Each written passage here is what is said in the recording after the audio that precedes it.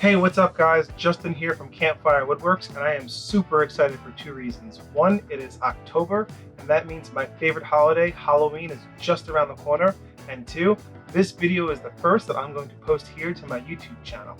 And to commemorate it being Halloween, I wanted to share with you this super simple DIY pumpkin decoration build. There's going to be some free plans available on the blog on my website, and if you like the video, don't forget, hit the subscribe button. Thanks.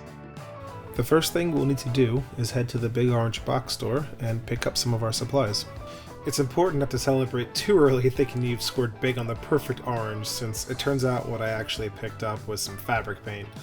I don't really know if that would have made a difference in the end, but for the sake of this project, I went looking for the right stuff.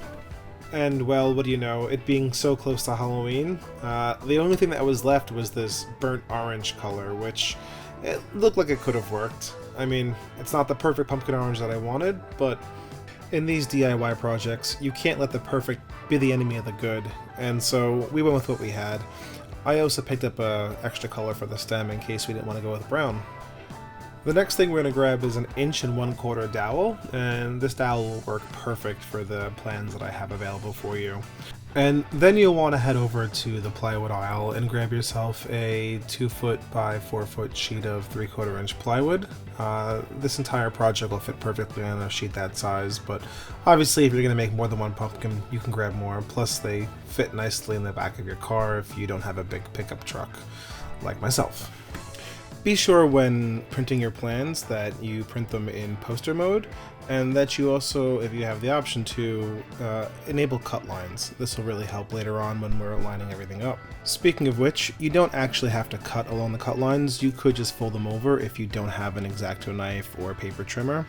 And then assembling everything, you're going to want to use a clear tape like a packing tape or Scotch tape. In this case I used the packing tape since that's all I had laying around.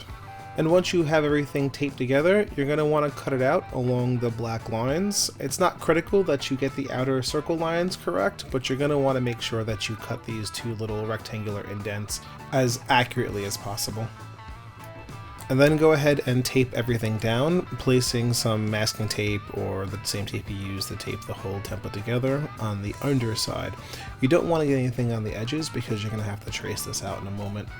And now you could use a Sharpie or a pencil or really anything that will draw on this wood to trace out the template, but we're going to use a trick that I learned a while back with some spray paint in the template, and we're going to make a negative of the image.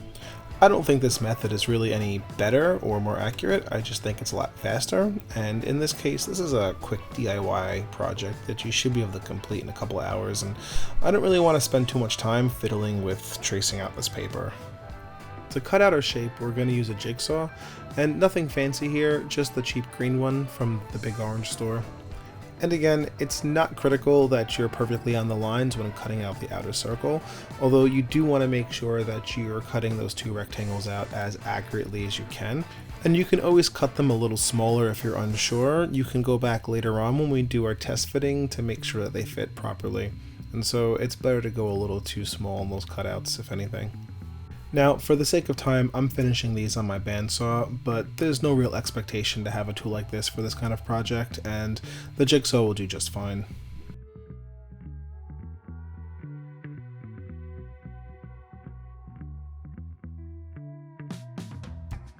And once we have everything cut out, we want to go in for our first test fittings, and I think you can see by the frustration on my face trying to assemble these that I did not get it perfect the first time.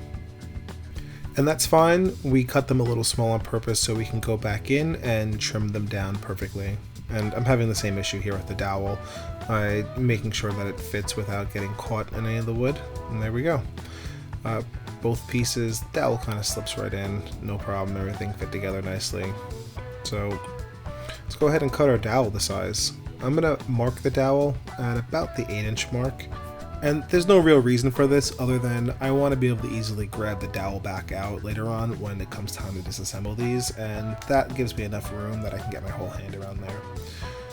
Let's go old school. We're going to use a handsaw to cut this. I know I had the bandsaw sitting right there, but I decided to give myself a challenge. So our final test assembly, make sure everything fits together nicely. There we go, our completed pumpkin. Now we're going to bring this outside and get it painted.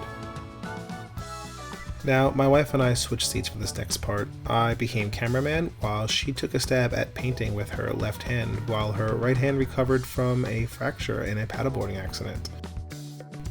And again, this isn't a perfect operation. You can kind of do what you want here with the spray paint. We decided to add a few extra colors here to try and break up this crazy burnt orange that we went with. And in the end, it actually looked pretty good.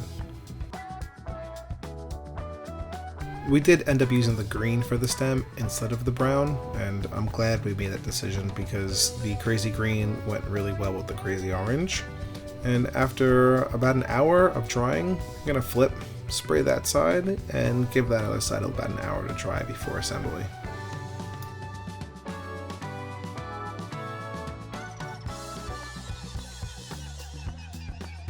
And here we go, final assembly. Our pumpkin goes together in two simple steps.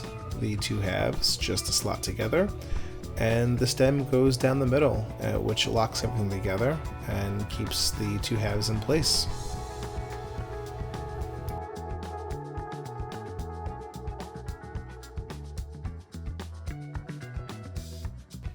And when Halloween is over, you can take them back apart again and pack them flat so they don't take up too much room in storage. And these are some pumpkins all jazzed up from last year that we were able to make with the correct color orange. And they do come out quite a bit better when you can find the right colors. But there you go. Quick and easy DIY plywood pumpkins.